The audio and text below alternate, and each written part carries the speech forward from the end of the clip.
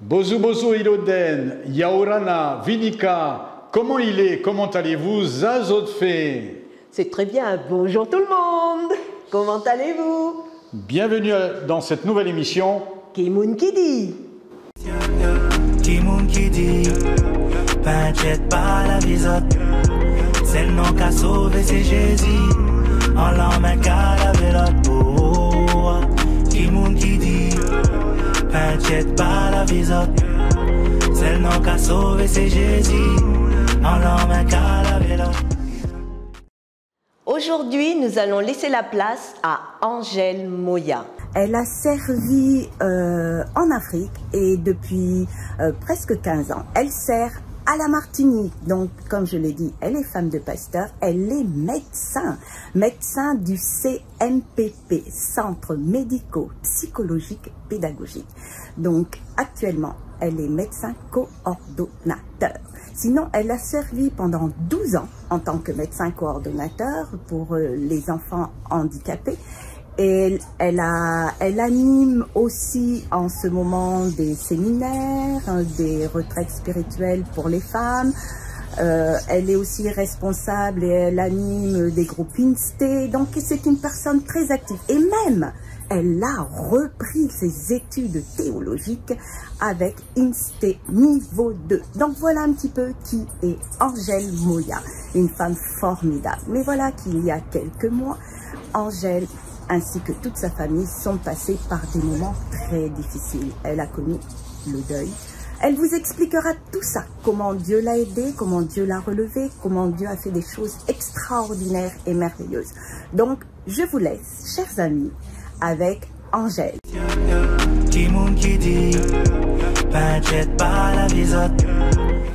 Voilà, j'étais en train de faire des courses au supermarché. C'était le 7 juillet de cette année. Et tout d'un coup, mon portable sonne et j'entends la voix de mon fils loin. Il était à Mayotte et il dit « Maman, prie, parce que notre fils, Patrice, vient de se noyer dans la piscine et on est en train de tout faire pour faire le sauvetage. » Bien sûr, dans mon cœur, ça n'a fait qu'un tour. Et tout de suite, ma réaction, ça a été, oui, bien sûr, de prier, mais aussi de demander à l'église, mon église, de prier et de dire « Vite, priez. » Et pendant qu'on priait, on a pris du temps et 1 heure après, notre fils nous envoie un SMS. C'est fini, Patrice est parti. Ça a été vraiment un choc tellement violent pour nous. Et il a fallu qu'on se prépare très vite pour prendre le billet d'avion pour partir à son enterrement. Son corps a été rapatrié donc en France. Et on se préparait donc à cet enterrement dans une atmosphère vraiment, une atmosphère d'incompréhension, de révolte, de désespoir, de culpabilité, tout ce que vous pouvez imaginer pour des parents qui ont vu leur fils se noyer comme ça. Alors, bon, on se préparait donc pour cet enterrement et le jour de l'enterrement, à 6 h du matin, j'ouvre mon portable et qu'est-ce que je vois? Un message très particulier.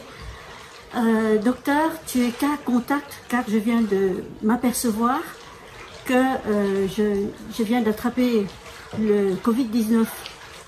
C'était une psychologue avec laquelle j'ai travaillé et avec laquelle j'avais discuté il y avait à peine 3 jours. Alors, que faire dans ce cas-là? L'enterrement avait lieu l'après-midi, on attendait plus de 200 personnes. Alors, vite, on est allé faire les tests, je suis allée faire les tests, mais seulement il y avait une chose qui m'a vraiment beaucoup rassurée, c'est que j'étais vaccinée. Et je savais très bien qu'en étant vaccinée, je n'avais pas de risque de faire un Covid grave. Et ça m'a vraiment rassurée, j'ai rassuré tout le monde. Et le test s'est avéré négatif, cependant, bien sûr, j'ai vraiment fait les gestes barrières, le masque, la distanciation pour ne pas courir le risque de provoquer un cluster, ne serait-ce que par un cas contact chez quelqu'un de vacciné. Bon, fort heureusement, merci Seigneur, tout s'est bien passé. Et donc l'enterrement s'est fait. C'était un enterrement laïque et je ne pouvais pas parler du Seigneur, on n'était pas dans une atmosphère propice. Et là, je crois que j'ai appris à me taire. C'est drôle de dire ça, mais quelquefois on a tellement envie de parler du Seigneur, de dire des tas de choses. Mais là, j'ai appris à me taire et à pleurer tout simplement. De là, on est parti, on a continué notre périple en France et on a passé, j'ai commandé 2 jours d'hôtel à Tours. Ces 2 jours d'hôtel se sont passés et le premier petit déjeuner qu'on a eu, la personne de l'accueil nous a observé de manière un petit peu particulière. Je ne sais pas pourquoi, peut-être parce que Christelle, notre fille, est une fille particulière. Je vous expliquerai pourquoi et comment. Le lendemain, encore, cette même personne était là et elle a remarqué que j'étais triste. Alors, elle m'a dit, qu'est-ce qui se passe? Et j'ai dit, ben voilà, j'avais 5 petits-enfants. Il y a 4 jours, ben, j'en ai plus que 4, parce que je viens d'enterrer mon dernier. Et je me suis mise à éclater en sanglots. Elle est sortie de son bureau, elle m'a prise dans ses bras. N'oubliez pas qu'on est dans un contexte de Covid, mais c'était plus fort qu'elle. Elle m'a prise dans ses bras. Elle m'a dit, est-ce que vous voulez qu'on aille parler dehors? J'ai dit oui.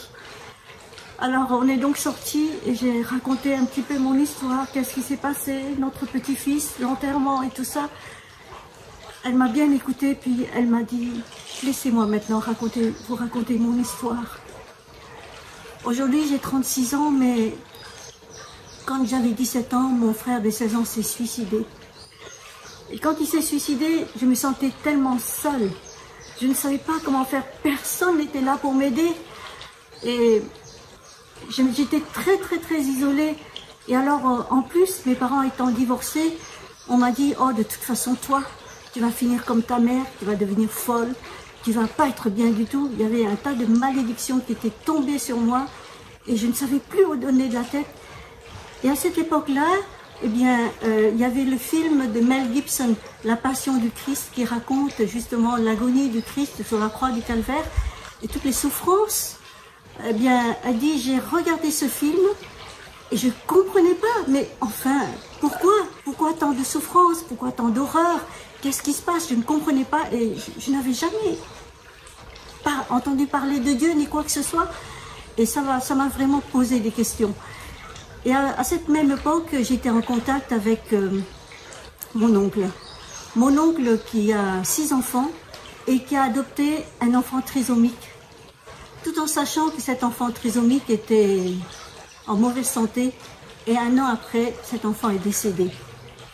Et cet oncle a adopté un autre enfant trisomique. Et son comportement était tel que j'étais interpellée par son amour, par sa façon d'être. Et c'est peut-être pour ça aussi que cette jeune femme avait un regard si attentif sur notre famille, parce que notre propre fille, Christelle, est trisomique. Et cet oncle a essayé de me parler, de m'entourer, et il m'a dit, écoute, quand tu es en difficulté, quand tu ne sais pas par où te tourner, quand tu es tellement dans le désespoir, il n'y a qu'un seul mot que tu peux prononcer et qui peut t'aider. Ce mot, c'est Jésus. Jésus. Prononce ce mot tout simplement. Elle dit, j'ai essayé de le faire. Et puis, après, il m'a dit, il faut que tu choisisses la vie.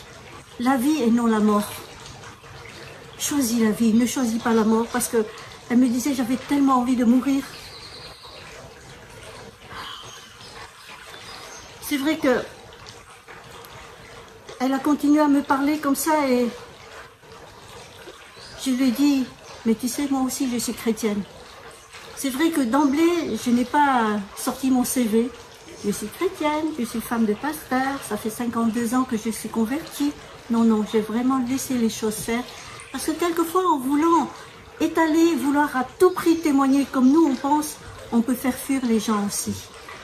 Et donc à ce moment-là, j'ai dit, bon écoute, je crois que tu es ma petite sœur, est-ce qu'on peut se tutoyer? Vous êtes ma petite sœur, est-ce qu'on peut se tutoyer?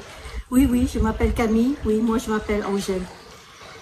Et on a continué à parler ensemble et elle m'a dit, à cette époque où j'étais tellement dans le désarroi, j'ai entendu parler du psaume 23 qui dit « Quand je marche dans la vallée de l'ombre de la mort, tu es avec moi. » Et elle me dit « Angèle, toi tu es en train de marcher dans la vallée de l'ombre de la mort et n'y reste pas longtemps, il faut que tu fasses jusque de la traversée. Il faut traverser, mais pas marcher et demeurer dedans. » Et puis elle m'a dit aussi, tu sais, il y a des choses qu'on ne comprend pas, mais c'est marqué aussi dans la Bible que toute chose concourt au bien de ceux qui aiment Dieu. Tu ne sais pas pourquoi, tu ne comprends pas, mais fais confiance à la parole de Dieu. Alors, après ces paroles-là, j'étais dans un profond chagrin, une telle grande tristesse. J'ai dit, Camille, s'il te plaît, j'ai besoin que d'une chose maintenant, c'est que tu pries pour moi. Alors Camille, elle m'a pris dans ses bras. Elle m'a prise dans ses bras, puis elle a commencé à prier pour moi. Et elle a dit, Seigneur, je travaille dans un endroit glauque. Un endroit glauque. Et tu as placé Angèle ici, aujourd'hui, pour que je puisse l'aider, la consoler. Et elle a dit plein de paroles pour pouvoir me remonter et prier Dieu pour moi. Quand elle a fini, elle me dit, Angèle, est-ce que je peux chanter pour toi? J'ai dit oui. Alors tout doucement, elle chante. Écoute, écoute, surtout ne fais pas de bruit. Quelqu'un est sur la route, quelqu'un est dans la nuit. Écoute, écoute, les pas du Seigneur Jésus. Il marche sur la route, il marche près de toi. Ouf, c'est vrai que j'avais besoin d'entendre de telles paroles. Et c'est vrai que Camille travaillait dans cet hôtel. Vous savez, un de ces hôtels bon marché que j'ai dû choisir très rapidement parce qu'il fallait vite trouver un hôtel. Et elle qualifiait cet hôtel d'endroit glauque. Certainement qu'elle ne s'y plaisait pas. En tout cas, moi j'ai dit maintenant, Camille, laisse-moi prier pour toi. Et j'ai prié, j'ai dit, Seigneur, tu as placé Camille dans un hôtel, dans un endroit de travail qu'elle qualifie de glauque. Oui, mais c'est toi qui l'as placée là parce qu'il fallait qu'elle me rencontre et je te remercie vraiment. Elle est comme un ange que tu as placé sur mon chemin pour pouvoir m'aider, pour pouvoir me relever. Elle est comme une lumière spéciale que tu m'as envoyée. Tu savais que j'allais venir ici, un endroit que je n'aurais jamais choisi. Mais voilà, c'était comme ça. Oui, comme un ange. Je ne sais pas si c'est un ange, c'est peut-être un ange, je ne sais pas. En tout cas, ce que je sais, c'est que elle m'a vraiment aidée. Et j'ai dit, Camille, je te remercie parce que l'entretien avec toi, ça va un petit peu me servir comme de tremplin pour sortir de la vallée de l'ombre de la mort. Je veux juste la traverser. C'est vrai que c'est très dur ce qu'on est en train de passer, mais je vais absolument en sortir et trouver vraiment autre chose. Alors puis elle me dit, Angèle, je vais te dire au revoir maintenant parce que demain je suis en grande vacances. Je suis en grande vacances et ben, on se verra plus. On s'est échangé nos coordonnées, on s'est dit au revoir, je l'ai remercié. Et je ne sais pas pourquoi. On a été poussés, Gérard et moi, mon mari et moi, à faire une autre nuit dans le même hôtel, glauque. On est resté encore une nuit. Le lendemain, on s'apprêtait à partir. Et 5 minutes avant qu'on parte, qui est-ce que je vois arriver? Camille. Camille qui est arrivée dans sa voiture. J'ai dit, mais qu'est-ce que tu fais ici? Tu es en grande vacances. Qu'est-ce que tu fais ici? Il dit, mais je suis venue pour toi. Voici ce que je t'ai apporté. Je t'ai apporté une grosse brioche toute chaude pour ton mari et pour ta fille. Et pour toi, je t'ai apporté un livre. Voici le livre qu'elle m'a apporté. Certainement que vous connaissez ce livre. Peut-être que vous avez déjà vu la photo. C'est la photo d'une petite fille vietnamienne à l'âge de 9 ans qui a dû se fuir son village bombardé par le napalm. Et elle a été, tous ses vêtements ont été brûlés. Elle a été brûlée d'une manière très grave. Et cette petite fille devenue une femme qui s'appelle Phan Thi Kim Phuc a écrit ce livre en disant qu'elle a rencontré le Seigneur Jésus. Sa vie a été complètement transformée. Elle a expérimenté ce qu'est le le pardon pour tout le mal qui lui a été fait, le pardon pour toute l'exploitation dont elle a été l'objet après. Enfin, vraiment, c'est un livre passionnant que éventuellement je vous conseillerais. Et j'ai dit, mais comment tu as fait? On s'est rencontrés hier, tu viens aujourd'hui, comment tu as fait pour te procurer un livre aussi rapidement? Elle dit, ben oui, ben c'est comme ça. Et est-ce que tu m'as écrit une dédicace? Oui, je regarde la dédicace. Oh, c'était tout petit. Tu peux pas mettre quelque chose de plus pour moi, s'il te plaît? Elle dit d'accord. Alors, elle me rend le livre et je voudrais vraiment vous lire cette dédicace parce que c'est vraiment très spécial. Camille a écrit: l'ennemi vient pour voler, tuer, détruire, mais Christ vient pour détruire les œuvres du diable et nous donner une vie plus qu'abondante, plus que victorieuse. Et elle ajoute: merci pour ta joie pétillante. Amour. Oui, ton énergie débordante, ta bonne humeur sans faille et ton caractère d'acier. C'est avec des femmes de trempe comme toi qu'on ébranle le royaume des ténèbres. Et elle continue: à celui qui peut accomplir en nous infiniment au-delà de tout ce que nous pouvons penser et imaginer. Pour Angèle, love de la part de Camille. Écoutez, franchement, qu'a-t-elle vu en moi? Une femme en pleurs, une femme triste, dans le chagrin. Comment a-t-elle pu trouver de telles paroles pour me décrire, Parce que mon mari, quand il a lu ça, il dit: mais Angèle, ça c'est tout toi? Eh bien oui, c'est certainement tout moi. C'était des paroles d'encouragement incroyables. Mais je pense que ça a été conduit par le Saint-Esprit parce que j'avais besoin de me rassurer moi-même, de ressavoir encore mon identité en Christ. Vous savez, dans des moments de douleur, quelquefois on se dit: mais pourquoi, comment, etc. On se pose pas mal de questions et ça a été vraiment pour moi quelque chose de très réconfortant. Et puis voilà, on s'est embrassés, on s'est dit au revoir. C'est vrai que j'étais dans un lieu inconnu. Il y avait une personne inconnue devant moi, mais ce lieu n'était pas inconnu de Dieu. Et la personne n'était pas inconnue de Dieu. Et moi, je n'étais pas inconnue de Dieu. Et c'est un véritable rendez-vous divin que Dieu avait organisé pour me consoler, pour me relever. Quelque temps après, 3 jours après, nous étions à Nîmes pour continuer notre périple en France.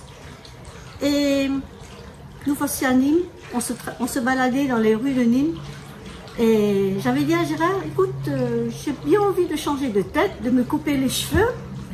On passe devant un salon de coiffure. Gérard dit: tiens, entre dans ce salon. Sans rendez-vous? Ben dis, vas-y, regarde. Oui, madame, tout ce que vous demandez, ça va demander à peu près 3 heures. Ah, j'ai dit: oh, écoute, Gérard, je ne vais pas faire ça. Si, Angèle, vas-y, pendant ce temps, je me balade, t'inquiète pas, prends le temps qu'il faut. J'entre dans le salon de coiffure et voilà la dame. Vous savez, quand on est en salon de coiffure, quand on a 3 heures devant soi, on ne peut pas rester muet, ça c'est clair. Donc on parle, comme je suis quand même un petit peu bavarde. J'ai raconté un petit peu, ben voilà, ce qui m'arrive. Voilà, notre petit-fils est décédé, noyé dans une piscine. C'est terrible ce que je vis, je suis tellement triste. Elle m'a bien écoutée, puis elle m'a dit: moi aussi j'ai perdu un enfant. Et l'enfant avait 4 mois, il y a eu la mort subite du nourrisson. Il y a 15 ans de cela. Et quand mon fils est mort, j'étais accusée, j'avais une culpabilité comme c'est pas possible. C'était terrible tout ce que j'ai vécu. J'ai eu du mal, tellement de mal à m'en sortir. Et actuellement ça va un peu mieux, mais... Alors moi je lui ai répondu: vous savez, je sais que mon petit-fils est décédé. Il n'a que 2 ans et demi et je sais qu'il est auprès du Seigneur, il est au ciel maintenant. Quand elle a entendu une telle affirmation, j'ai vu qu'elle s'est renfermée sur elle-même comme une huître. Elle n'a pas accepté mes paroles. Elle m'a laissée, elle est allée faire d'autres soins. Pendant ce temps, je priais, je dis: Seigneur, cette personne, je ne la vois une fois, certainement. Je ne la reverrai peut-être jamais. Mais j'aimerais vraiment lui apporter le témoignage de ton amour. Qu'est-ce qu'il faut faire? Je regarde dans mon sac. Pas de Bible, pas de portable, mais juste quelque chose. Un carnet orange, un stylo violet. Figurez-vous que ce carnet orange et ce stylo violet m'ont été offerts par Farah, notre pasteur, Nicole, notre femme de pasteur, quelques jours avant notre départ pour l'enterrement de notre fils. Ils nous ont dit tout simplement, oh, c'est pas grand-chose, mais ça peut toujours servir. Un stylo, un carnet. J'ai ouvert le carnet et vite, j'ai dit, Seigneur, qu'est-ce que je fais? Qu'est-ce que je fais? Je veux laisser une trace à cette femme. Ah, je connais le psaume 23 par cœur. D'ailleurs, vous savez quoi? C'est hyper important de connaître les versets de la Bible par cœur, les textes de la Bible par cœur. Pourquoi? Parce qu'un jour, peut-être que vous serez privé de Bible. Peut-être que vous n'aurez plus de possibilités. Et alors, comment vous allez faire? Moi, je savais par cœur le psaume 23. Et ce que j'ai fait, j'ai griffonné rapidement tout le psaume 23 par cœur sur mon carnet. J'ai dit, Seigneur, dis-moi comment il faut faire pour que je lui passe ta parole à cette jeune femme. Bon, elle a repris les soins pour ma chevelure. Et j'ai continué à parler. Et puis j'ai dit, vous savez, je suis médecin. Mon travail, c'est d'aider les autres, de consoler les gens, de recevoir des enfants, de recevoir des familles. Vous savez, il y a des familles où les parents se suicident, où les parents sont en prison. Je reçois des enfants qui sont abandonnés, qui sont placés dans des familles d'accueil.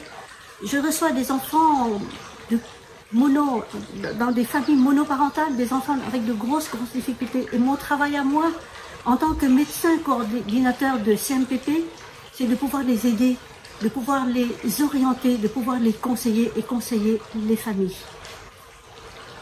Mais me voilà moi dans cette situation de difficulté comme ces enfants. Qui va me consoler? Comment je vais faire? Alors je vois cette femme en train de travailler, tout d'un coup, hop, arrêt sur image. Elle s'est complètement arrêtée et elle m'a dit, comment vous avez fait? C'était vraiment la porte ouverte. Comment vous avez fait? Parce que mon fils, parce que j'ai un autre fils, il est au CMPP actuellement. CMPP, ça veut dire Centre Médico-Psycho-Pédagogique. Oui, c'est ça. CMPP, c'est Centre Médico-Psycho-Pédagogique. Et elle dit, vous êtes médecin du CMPP? Mon fils, il va actuellement, parce que justement, à cause du décès de mon premier enfant, j'ai dû trop le surcouver et j'ai eu peut-être une mauvaise manière de l'élever et il a besoin de soins psychologiques. Alors, elle dit, mais comment vous faites? Alors j'ai dit, ben voilà, c'est vrai que lors de l'enterrement, après l'enterrement de mon petit-fils, j'étais tellement triste et je suis allée dans un hôtel et là j'ai rencontré une jeune femme. Elle n'avait que 36 ans. Moi j'en ai 70. Mais elle m'a apporté toutes les paroles que j'avais besoin d'entendre et elle m'a vraiment beaucoup aidée. Et entre autres, les paroles qu'elle m'a données, c'était « Ne restez pas dans la vallée de l'ombre de la mort. Vous êtes en train de traverser la vallée de l'ombre de la mort. Mais il faut traverser. N'y restez pas. Il faut s'en sortir. » Et vous savez où se trouve? Je continue avec cette coiffeuse. Et vous savez où est-ce que ça se trouve, cette parole, cette pensée? Eh bien, c'est dans la Bible, c'est dans le psaume 23. Et tenez, regardez. J'ai écrit, voilà, je déchire le papier, je lui donne avec une encre violette, ça se remarque davantage qu'une encre noire ou bleue. Je lui donne et j'ai dit, écoutez, prenez ce papier, je l'ai écrit pour vous. C'est une parole de la Bible. Et j'ai écrit aussi un site que vous pouvez visiter.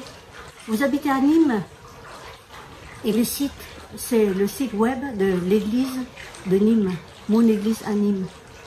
Lisez ça, prenez votre temps, lisez ça, visitez ce site et vous verrez. Vous savez, madame, Dieu vous cherche. Et je suis sûre que ce n'est pas par hasard qu'on se rencontre.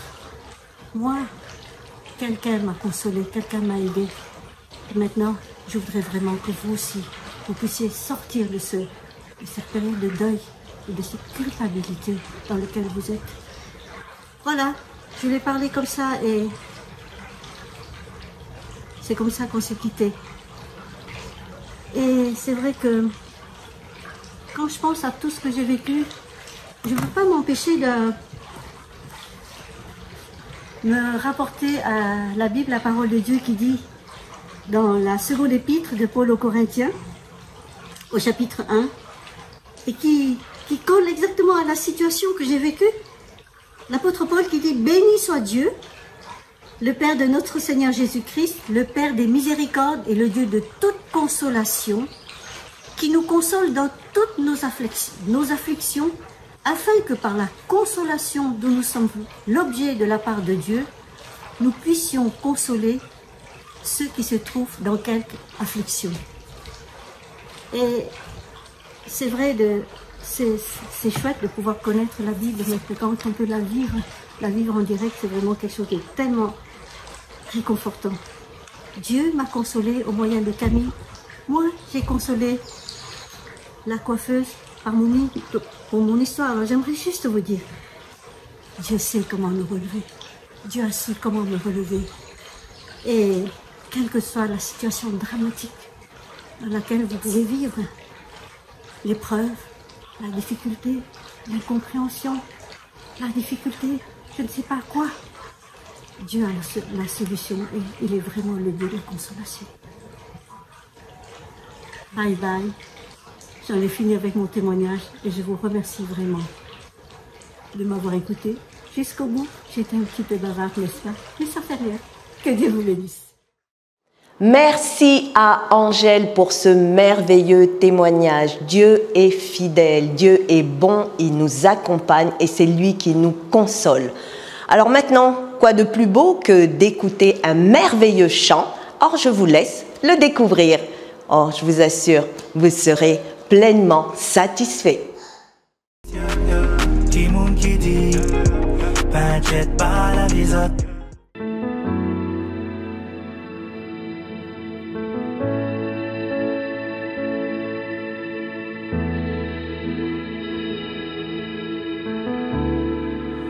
Quelle paix dans ce moment, dans le calme de ta présence, quand le bruit faiblit et tu parles à mon âme. Tu as toute mon attention, fais-moi entendre ta voix, je ne veux rien manquer.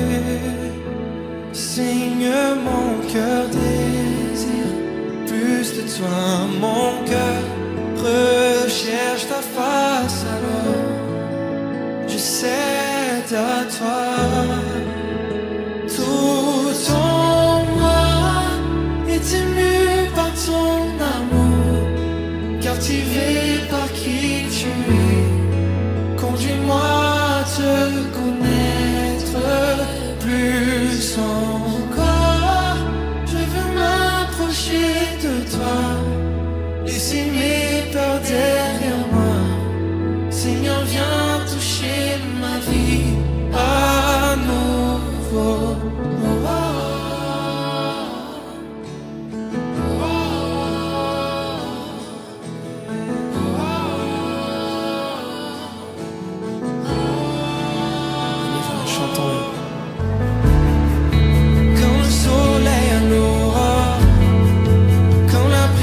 Dans la nuit, ta paix me restaure, tu me donnes la vie, il n'y a aucune hésitation dans son amour, son affection, rien n'est comparable. Seigneur, mon cœur désire plus de toi, mon cœur recherche ta face, alors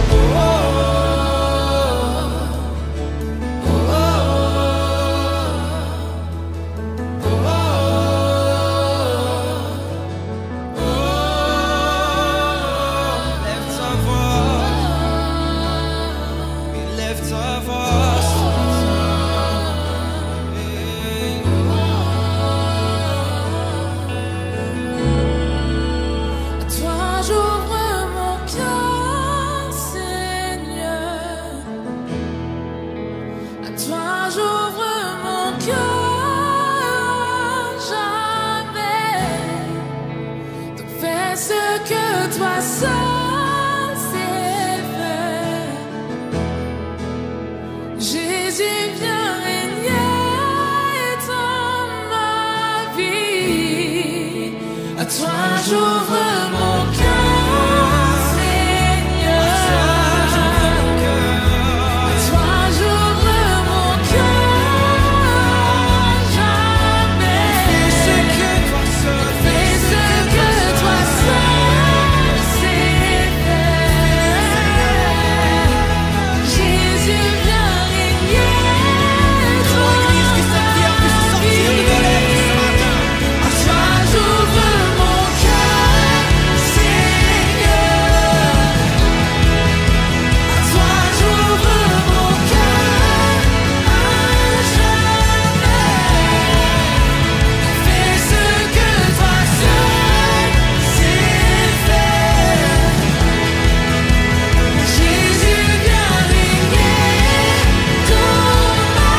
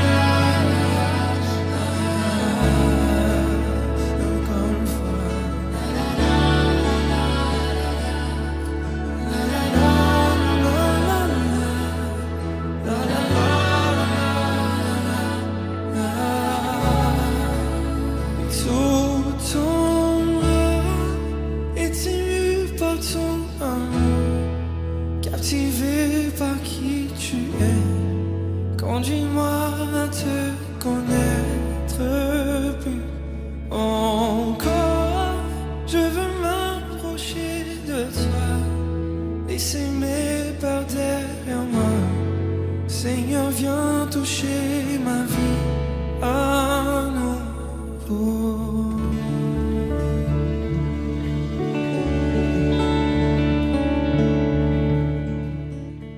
Alors merci à chacun d'entre vous de nous avoir suivis sur notre émission Kimoun Kidi. Merci Angèle, merci aux intervenants, groupe musical. Alors n'oubliez pas, il faut Likez. abonnez-vous, faites vos remarques, vos appréciations et on leur dit tout simplement À la prochaine. que Dieu vous bénisse. Kimoun Kidi, pas jet, pas la visote. C'est le nom qu'a sauvé, c'est Jésus. En l'emmène qu'à la vélote. Oh, Kimoun Kidi, pas jet, pas la visote. C'est le nom qu'a sauvé, c'est Jésus. En l'emmène qu'à la